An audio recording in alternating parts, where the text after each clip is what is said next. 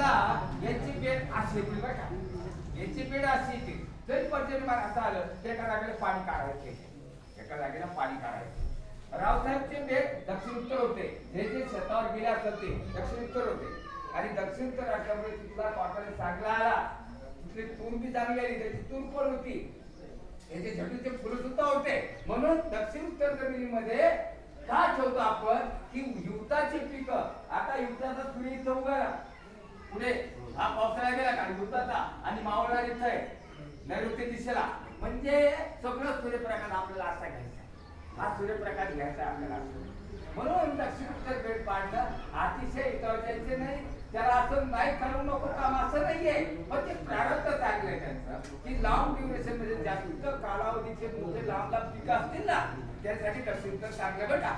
आणि एकदा आणि बस आपण मोकळं व्हायचं, पुन्हा बेडला मोडायचं नाही.